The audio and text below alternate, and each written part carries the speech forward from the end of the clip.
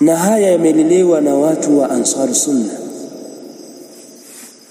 Hawa watu wenye fikra hizi wengi wao wametokana na Ansar Sunna. Nasema hivi kwa sababu ukhawariji unakuwa, sisi tulikuwa tushakuwa na akili na watu tumewaona na tulikuwa tushaanza kusoma pia. Kuna jamaa mmoja, ndugu yetu mmoja alisilimu. Nakumbuka aliyempiga da'wa kusema alikuwa ni mama yangu mimi.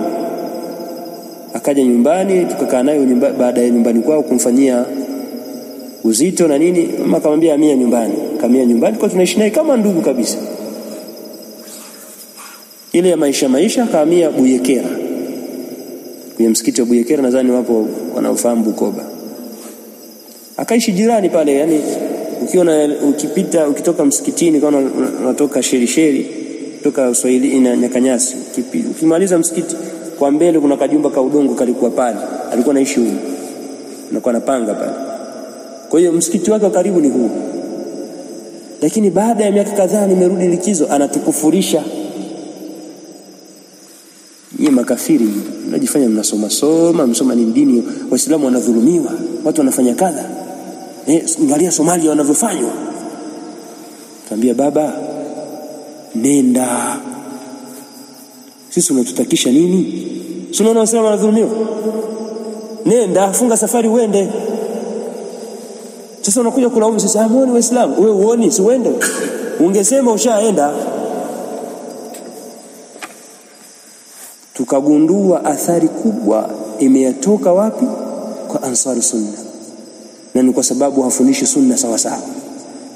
Na wakubwa wao walikuwa wanakaa pale sokoni, soko ya Bukoba mjini, sehemu ile mlango la kuingizia ndizi kipindi kile. Sijui sasa hivi kwa sababu sijafika. Walikuwa wanakaa pale, kuna washona viatu pale. Ndio mkutano wao. Fulani Abu Ismail walikuwa wanampokelea wao. Wanatoka vikao vyao. Misuko ilikuwa inapangwa pale. Ndio ikaja ile tabia kuchoma makanisa. Kaka yangu mimi mwaka 2014 kitu kama hicho, sasa nilikuwa bado nasoma mtawasita Kahama, alinipigia simu baada yake kidogo, nadhani 2017 hivi. Ile kuchoma kanisa ilikuwa ni wakati gani? 2018 19, si ndio? Wakati huo aliniambia siku moja, alikuwa amekaa, wakaja vijana wakamwambia ndugu zetu wamefungwa. Ni kipindi hicho cha kuchoma makanisa, sababu baadhi yao walikamatwa wakawekwa ndani pale. Ndugu zetu wamekamatwa, kwa hiyo twende tukafanya nini, tuwasaidie. Ananisimulia, sasa ndugu zetu wamekamatwa, watu wa sunna, kheri. Sawa, kheri. Wakapanga, lakini wakafika njiani kabla hawajaingia pale polisi pale Bukoba mjini, kituo cha polisi kile cha wilaya, wakasema tusiandike pale kwenye ripoti, tusiandike tulipotoka. Lakini yeye ashtuki, si wenzako tunaenda kuona wenzetu, tusiandike tulipotoka. Walipofika pale, huyu akaandika Nyakanyasi, huyu akaandika Buyekera, huyu akaandika huko, huyu akaandika huko. Kamaliza, wakaruhusiwa kuenda kuwaona wenzao. Walipofika pale, anasema kitu cha kustaajabu, wako ndani wanauza habari za nje. Wamechoma mangapi makanisa? Mimi basi sijafanikisha. Wewe Muislamu gani?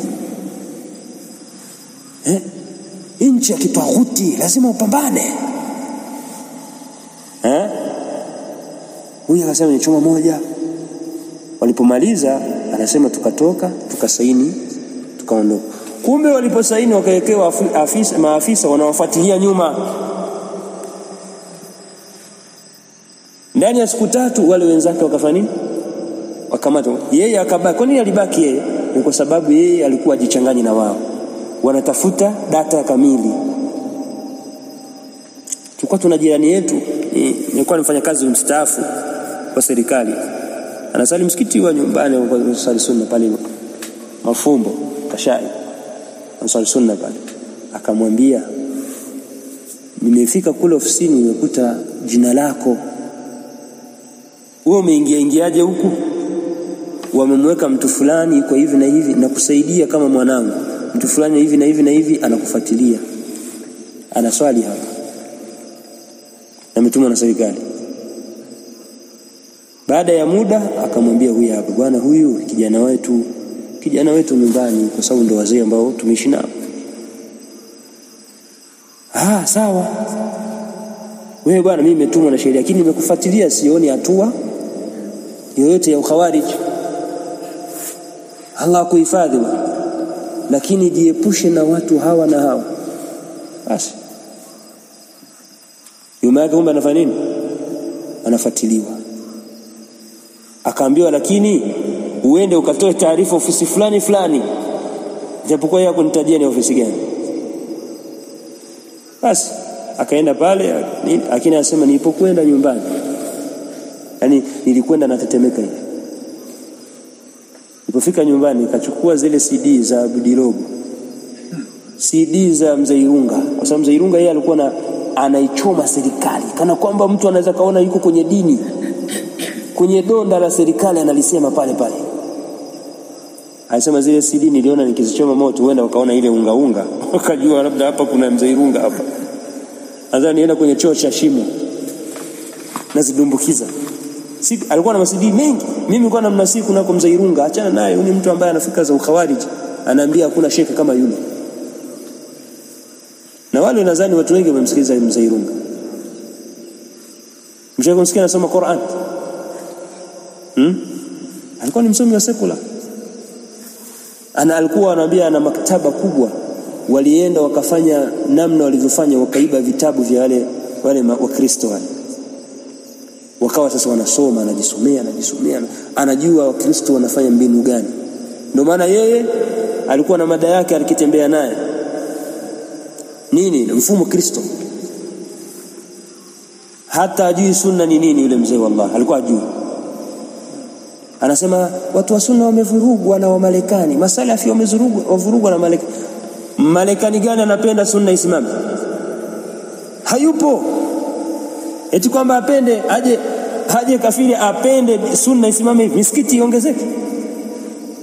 Eti tunatumwa. Nasema tunatumwa. Lakini baada ya kuchoma zile CD akaitwa, kwa sababu bado anafuatiliwa. Marafiki zake nani? Marafiki akaambiwa awe anaswali msikiti ule, wakashani kana swali pale. Anasema siku moja akaitwa ofisini, njoo, akaenda. Sasa uende ukaangalie kule gerezani ni nani, kama habari wanazo za kuchoma makanisa. Akasema sasa uchukua hizi hela, akapewa hela, akanunue mahitaji ya watu wa nini? Wa gerezani. Kanunue sabuni, kanunue sukari, mswaki, dawa za meno. Akasema usinipe, katoa za kwangu. Sije kaa Rushengo. Akatoka, akaenda, kanunua, fika pale, asema ukikuoje sana mwambie nimetuma fulani na fulani. Lakini alifika pale, akafanyia, akamaliza. Sasa anasema alipokwenda kule akakuta kuna watu wengi, akamwambia asubiri. Anasema nilikuwa nimekaa nikaliona kidume kimoja ni hatari. Yaani kwamba jamaa yeye kazi yake analishwa ili kazi yake yene, kama anasema ni kama atanibana hivi najinyea, analikifua mapande kama yeye kwa ajili ya kuadhibu wale watu wa wapi. Anasema nilipoliona lile kidume nikaogopa, nikatoka. Alipokwenda anasema umezungumza, anasema bwana nimefukuzwa, kesho rudi. Kesho yake akarudi tena. Kafika kule, alipoingia akakuta bado watu wako ndani hawajabadilika, bado wana fikra hiyo. Wanamuuliza makanisa yamechoma mangapi? Anasema mimi sijui. Wewe hujui vipi huko uraiani? Akaweza, kwani nyinyi hamjapata taarifa? Kwa sababu ndio lengo alilotumwa.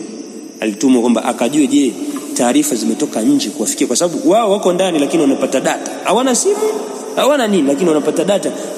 Makanisa mangapi ya choma? Wakamwambia sisi hatujapata. Akamwambia basi ngoja nikafuatilie. akaondoka zake. Akaenda kuchukua taarifa kama bwana hakuna habari yoyote iliyofika huko. Asante sana nini. Chukua na hizo hela za kusaya astaki. Basi akaondoka zake. Lakini ukija kutizama vijana wote hawa ambao walikamatwa asili yao walikuwa ni Ansar Sunna. Ni watu wanafahamika na ndevu, mpaka leo hii wapigwa mfano wavaa vifupi wale. Haya madhara tunayopata na udhalili tunaopata ni kwa sababu ya watu wachache wasiofahamu sunna na mwenendo wa Mtume sallallahu alaihi wasallam. Kwa hiyo wewe kama salafi lazima utizame mwenendo wako na watawala huko. Lazima utizame nini? Mwenendo wako mathalan kadhia ya bandari. Kadhia nini? Kadhia ilikuwa ya wananchi au ni kadhia ya utawala? Ni kadhia ya utawala. Kwa hiyo sisi hatuna nafasi ya kuzungumza tena, sisi inabidi kumsupport mtawala. Lakini baadhi ya Waislamu wametumika wasiojua sunna, wasiojua mwenendo wa Mtume, muamala Mtume ametoa maelekezo gani na mtawala. Na mtawala akisema unafanya nini? Inabidi kuitikia. Sasa watu wakachochea Waislamu wakaambiwa nyinyi mnadhulumiwa, mtauzwa. Ndio maneno walikuwa wanasema watu, na baadhi ya watu wanajinasibisha na Uislamu. Huo ni ukhawariji, tabia za ukhawariji. Lakini hii kadhia iliingiliwa na masuala ya kidini. Kwa sisi inabidi Waislamu kusimama kumtetea nani? Rais. Wanamnyongonyeza rais kwa sababu ni nini? Ni Muislamu. Alafu alioingia mkataba nao ni nani? Ni Waislamu. Kwa wanaona kwamba hii nchi itakuja kufanya nini? Sihamasishi kwamba labda watu watoke. Ni jambo la kuonelea kwamba ni kadhia, sio jambo la kutoka dhidi ya watawala, ni kadhia ya utawala. Wewe raia kama raia halikuhusu. Hiyo wanatengeneza kwa ajili ya maslahi. Hata kama wewe Muislamu katiba imekuruhusu uliza kwa nini? Kwa nini? Haifai kuuliza kwa nini. Kwa sababu madhara ya kutokuwa na mtawala ni makubwa sana kuliko, yani madhara yake ni makubwa sana. Ni bora mtu akae kwa mtawala anayedhulumu na kula mali za watu. Kwa hiyo wewe ukitaka kuwa salafi, tizama mwenendo wako unaishi vipi na watawala. Tumeelewana? Kwa hiyo sisi tuko katika hali ya udhaifu, hatuwezi kutoka dhidi ya watawala. Sio sharti. Sharti ni uwe na nguvu. Mwana nini? Na nguvu. Kwa hiyo mtu salafi lazima atizame mwenendo wake na watawala unakuwaje. Salafi aendi. Tumeelewana? Salafi aendi, lazima hakiki sheria ya Uislamu na manhaju salafi yasemaje muamala wangu mimi na mtawala. Wallahi lau kama ingekuwa ni muhadhara maalum ya kuzungumzia ta'atul umara au wali al-amr, kumtii mtawala, wallahi mtaweza kustaajabu. Maulama wameandika maneno mengi. Kwa mfano mtu sheria ya nchi imeweka nidhamu, wala sio kafiri. Nidhamu ya barabara mathalan, hawa pite hapa, ukija kiplefti lazima uzunguke huko. Sawa? Ukikuta mataa lazima fanya nini? Usimame. Ikiwasha taa nyekundu usimama, ikiwasha ya kijani yalla nenda. Sheikh Ibn Uthaymeen ana maneno katika sheria yake ya Riyadhus Salihin. Anasema mtu akikhalifu nidhamu hii iliyoko na mtawala anapata dhambi. Anapata nini? Dhambi. Kukhalifu tu jambo la mtawala ambalo ni mubah. Lakini kuna makhawariji wao wanasema sisi tupite kwenye barabara ya lami, kwa sababu barabara ya lami wametengeneza makafiri. Wale matakfiri, wale wa Kibiti. Mimi nitembelea kabla ya Kibiti hapa kunaitwa Kimanzichana. Tulifika pale. Naambiwa mtu mmoja anasema hii barabara imetengenezwa na makafiri, wale matakfiri wale. Akafanyaje sasa? Lazima apite kwenye barabara. Utapita wapi? Ile ni lami ile mpaka Mtwara.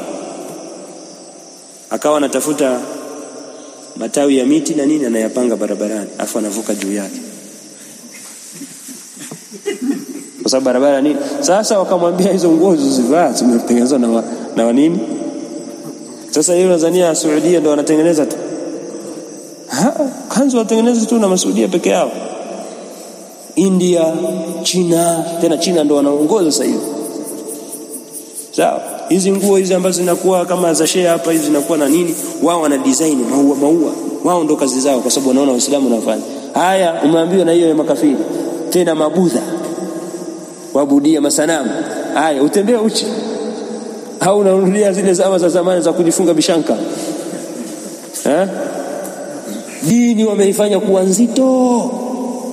Mtume ameishi na makafiri akiwa Maka, washirikina kabisa. Je, alikuwa afanye biashara nao? Mtume anakufa, ameweka bondi nguo zake za jeshi. Sikusema bondi kunaeleweka? Kuweka rehani. Ameweka rehani nguo zake za jeshi kwa Yahudi jirani yake. Amechukua chakula. Tunamwambia usishirikiane na Mayahudi kadha. Mambo ya kidunia tushirikiane nao.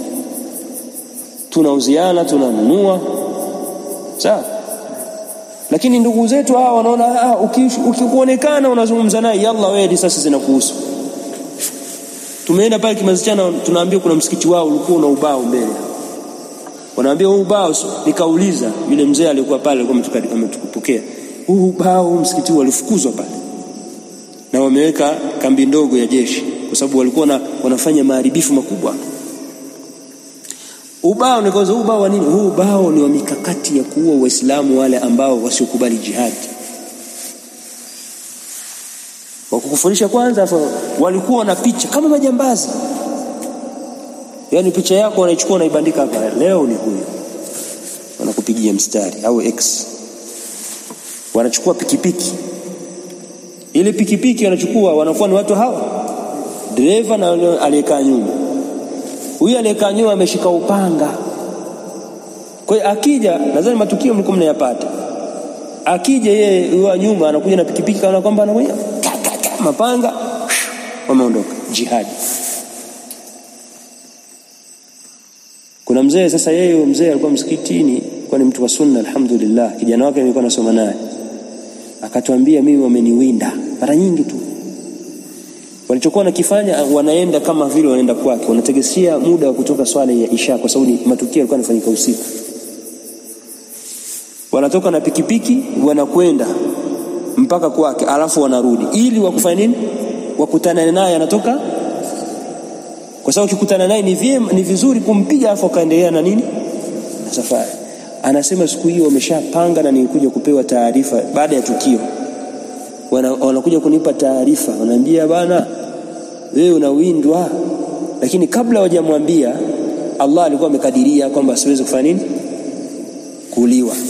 Anasema kilichotokea ni kwamba nilikaa msikitini nikashughulishwa, kuna huyu akaniuliza hili, huyu akaniuliza hili, ikafika mpaka saa 3 sijatoka msikitini. Wao walikuwa wanakwenda mpaka nyumbani wanasikia pikipiki, lakini pikipiki inakwenda inarudi mara 3. Kumbe walikuwa wanamuinda nani? Mzee mpaka saa 4 yuko msikitini. Alifika akamaliza kaondoka. Habari zikavuja kwamba ulikuwa unawindwa wewe. Akabidi akajilipoti mapema polisi. Akaambiwa usikae hapa, hamia watu kwende Dar. Basi akatoka kaenda Dar. Mpaka pale maaskari walipokuja pale, wanajeshi wakaika kambi, ndio watu walitoka. Sasa wakati sisi tunafika kipindi hicho 2017 ile 18 tulipokelewa, tulifika pale, ndugu yetu alienda kututembeza kule, tukatembea mashambani Kimanzichana huko panaitwa. Tukarudi kabla ya Kimanzichana, mvua ikanyesha, tukakutana na jamaa mmoja anafika la ukhawarij. Mvua iliponyesha tukakimbilia kwake. Anaishi kwenye kajumba kamshonge peke yake, kwenye shamba zima peke yake. Anafuga kuku, anafuga nini. Sasa mvua iliponyesha tukakimbilia humo, na yeye akatukaribisha. Sasa naingia hivi nikaona kisu kimeniingilia, akasema yalla, tumeingia humo. Kitana na yani fikra zao kwamba lazima tumfuate mtume kila kitu. Wanalala kwenye vile vitanda ambavyo mlilalia vile vya kushona vile vya nini vya kamba zile. Alikuwa nacho hicho. ana visu kama vile vimening'inia, si ana vitu vimekaa chini akaeleweki. Sasa hapa akifunga mlango kila mmoja atajua atapitia wapi. Hawa wanakufa lillahi. Mvua ilipopungua tukamwambia sisi tunatoka markazi huko tunataka matunda. Akasema naam, mtawapa, pelekeni wanafunzi, hamna shida. Nikamuuliza ile mwenyeji wetu, maana shamba kubwa, kwa nini asiwape nyinyi mkaweka msikiti hapo, mkaweka na wanafunzi kwa wanasoma, mkaweka kama kituo cha kusoma wanafunzi? Akamuuliza hili eneo hili vipi? Shamuuzia kafiri mmoja huko mjini. Anambia anauzia makafiri, anawaachia Waislamu. Akasema kafiri sivyo unavyojua wewe. Kafiri ni Muislamu. Kumbe ni kharij. Akasema kwani hujui? Kwani mna mikakati gani ya kumpiga dawa? Hawa wapigiki dawa. Yaani wapigiki dawa isipokuwa dawa. Basi tukatoka tukaenda kule, ndio tukasikia zile habari zake nyingine, lakini hakupita wiki mbili alikamatwa na yeye. Hatia ya mauaji ya Kibiti. Na yeye alikamatwa akapelekwa, hawajulikani walienda wapi. Na hili jambo la kukamatwa wao ndio haki, ndio stahiki yao, kwa sababu Mtume sallallahu alaihi wasallam alisema la in adraktuhum la aqtulanna qatla adi. Kama hao makhawariji nitakutana nao nitawaua kama walivyouliwa watu wa Adi, taangamiza kabisa, kwa sababu hawa ni watu wabaya. Sharru tahta adimi as-sama, hawa ni watu wenye shari ambao wako chini ya mbingu, makhawariji. Lakini walillahi alhamdu, nchi yetu ilielewa da'wa salafia, ilielewa kwa nini hawa watu watahadharishwa. Ikawa ndio sisi ndio msaada wa nini wa serikali kuwavumbua baadhi ya watu. Haimaanishi kwamba walikuwa wanatumika mashekhi wa kisalafi, wallahu aalam, sijui mambo ya kiserikali, lakini kusimama kwenye mimbari na kutahadharisha hayo mambo, walikuwa walibainikiwa kwamba Uislamu uko mbali na haya. Ni kikundi baadhi chao cha watu waalifu hawa, na kweli wale ni haki kuita majambazi,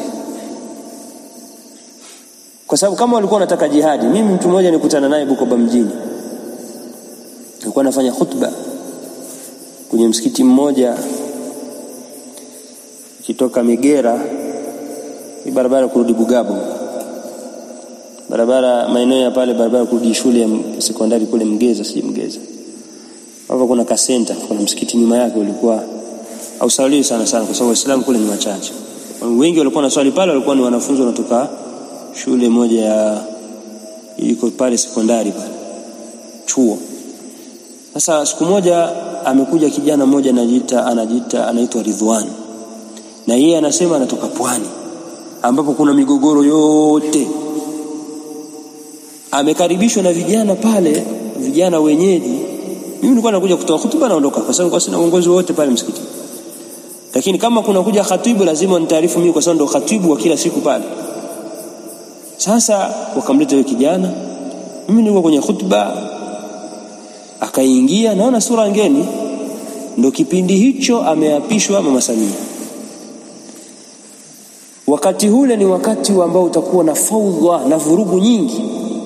Kwa nini ameapishwa Muislamu? Kwa nini ameapishwa hivi na kadha na kadha, hivi na hivi? Nikawa nahusia kwenye hutuba njia ya wema waliotangulia kunako watawala kuombea salama, kwa sababu akitengamaa mtawala watengamana nini na nchi.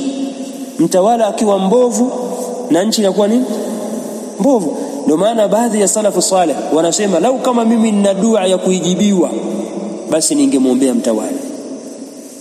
Ingekuwa na dua inaitikiwa kwamba Allah nikiomba hivi Allah anaitikia moja kwa moja, basi ningemwombea mtawala anyoke, kwa sababu akinyooka hata Uislamu wako utakuwepo sawa sawa. Sasa nikawa nawahusia masuala kama haya ya kuwatii watawala na kuombea dua usalama na kadha. Watu silitefuji, wasizungumzie masuala ya utawala, haya wahusu, wachie wao. Wewe kama Muislamu dini na dini yako, achana na masuala ya siasa, demokrasia ikuhusu. Basi yule kijana aliposikia akasimama akapewa kalima, bwana kuna mgeni ametoka wapi, karibu bwana, akaanza kuzungumza. Katika kuzungumza akaanza kuikosoa hutuba yangu. Huyu vipi? Kwa sababu hutuba inaelekea mle na yeye akaanza kuingiza ukhawariji alitoka nao huko pwani. Sasa akaanza kusema kwamba makundi yote ni makafiri ya Kiislamu. Yale makundi 73 aliyosema Mtume sallallahu alaihi wasallam ni makundi ya kikafiri. Kabisa sasa nishike simu yangu ni note kwanza hiyo nukta. Kwa sababu alikuwa ashanichanganya mengi nyuma. Makundi yote 73 ni wapi? Yale ambayo anasema 72 motoni, kundi moja isipokuwa itaingia janna. Anasema makundi haya ni makundi ya kikafiri. Akasema ngoni note mimi nimuulize vizuri. Alita ushahidi. Kwa sababu haya makundi yanatajwa ni makundi ya Kiislamu. Sasa tafutari ku ummati. Kwa maana ummati wa man? Ummati wa Muhammad. Alafu akaingia masala ya utawala kwamba haifai kutawaliwa na mwanamke. Kasema lele. Kaleta rushengo. Ni nchi ambayo sio ya Kiislamu. Wana uhuru wa kumweka mtawala yoyote. Naam, ni maneno sahihi, lakini sio maana kuzungumzia pale. Uchochezi. Na pale walikuwa wanafunzi wanatoka chuo, wanafunzi wa sekondari wananaza mambo kama yale. Mambo ya hamasa. Wanapenda sana. Nikasema huyu simwachi. Kwa sababu kuna wanafunzi hapa, lazima nirekebishe kila jambo. Akasema tuwezekani kutawaliwa na wa kike kama zilivyokuwa historia na maneno ya Mtume kwamba atakayetawaliwa na wanawake ni bora wajichimbie shimo wajizike. Ni maneno sahihi. Si ndio? Maneno sahihi, lakini sio mahala pake. Huu ni uchochezi wa kutoka dhidi ya nini? Ukhawariji wenyewe. Ndio nini? Ukhawariji. Baada ya kukaa nikasimama moja kwa moja. Kana kwamba namshukuru, kumbe lengo langu ni kusahihisha. Nikamwambia hakuna ushahidi wowote wa kuonyesha kwamba yale makundi 72 ambayo Mtume alisema ya motoni kwamba ni makafiri. Hutopata hata hadithi ya Jalalani kwamba wale ni makafiri. Alafu jambo la pili nikamwambia sisi tuko kwenye nchi ambayo sio Kiislamu. Naam, sahihi maneno uliyosema, lakini haya ni maneno ya uchochezi kutoka dhidi ya watawala. Sio maneno yanasema watu wa sunna. Huu ni msikiti wa sunna. Nikasema sasa hutuba zinazofuata zinazungumzia taatu ulatul umur, ni kuwatii watawala tu. Nikamtisha. Sasa wale vijana wenzake walikuwa na fikra hizo, wakaumia kwamba mbona tumemleta shekhe amejibiwa hapa, ameharibiwa alichozungumza. Nikamwambia hawa wanafunzi hawa wanapokea nini hawa? Wanakuja kupokea mambo ya hatari ambayo haitakikani. Basi yule jamaa alipomaliza tukatoka nje, akaniuliza wewe unaitwa nani? Nikamwambia mimi naitwa Abu Azari, Adam Azari. Wewe unaitwa nani? Naitwa Ridwan. Natokea wapi? Natoka huko pwani. Sehemu gani? Ananitajia maana huko Kibiti, mbele ya Kibiti, baada kutoka Kibiti kwa mbele. Nikasema lo. Alafu kijana aeleweke anatokea wapi, ana kabegi. Sasa mimi baada kusema yale maneno ya kwamba hutuba zitakazofuata zinazungumzia masuala ya kumtii mtawala, wale vijana wakawauma sana. Mmoja akasimama, bwana naona hapo kama vile kuna ugomvi. Nikamwambia hakuna ugomvi hapa. Ugomvi labda unaozungumzia wewe. Hapa tunabaishiwa dini. Ukhawariji huu ni tabia za kikhawariji ambazo Mtume amezikemea kwa hadithi nyingi. Jambo la kuwatii watawala hata kama atakuwa ni kafiri, muda kuwa wewe huna nguvu. Kwa sababu alisema jambo la kutoka. Nikasema wewe kama unataka kutoka, toka mwenyewe, kwa sababu siku hiyo nilikuwa na hasira. Ukitaka kutoka, toka mwenyewe, sio kuwashawishi hawa. Bado hawa hawajapata uwezo wa kwenda, na wako kuna uhuru wa kuabudu, wa kumwabudia Allah tabaraka wa taala. Wako kwenye uwezo wa kuabudia kwa ajili ya Allah. Unafanya da'wa, hata makafiri unawalingania. Wewe kama unaona kwamba haifai, nenda peke yako. Sisi watu wa sunna hatuwezi kufanya mambo haya, hakuna masharti. Jihadi ya pambano nyuma ya mtawala. Wewe una mtawala gani? Mtawala wako ni Abu Dirogo? Mtawala wako ni Abu Ismail? Sasa akaona kwamba haya maneno mazito. Lakini nikahisi kwamba hawa vijana waliokuwa pale wameshaathiriwa. Maneno tayari umeyasikia kwamba hatuwezi kutawaliwa na mwanamke. lakini ni aula kuliko mwenda zake. Alaysa haka? Ndio hivyo. Yani waliona kwamba ni bora kutawaliwa na kafiri kuliko kutawaliwa na Muislamu. Ni madhara gani mepesi? Akhafu dhararain. Ni yapi madhara mepesi kati ya mawili? Yule alikuwa kafiri kimya. Magufuli alikuwa. Nani alikuwa anasema? Kwani ameingia ni Muislamu, walillahi alhamdu, ana khairi nyuma ya Uislamu. Tunabashiri, tunataraji kwa Allah khairi itoke, kwamba huenda sisi kesho nguvu ya Uislamu itakuwa ni kubwa. Ombea dua. Hawa ndio wanachochea kwenda kuvunja kule. Khawarij ndio maana maulama wanasema sio Waislamu. Naam. Nadhani tumalizie moja kwa moja kwamba muda umeenda sana,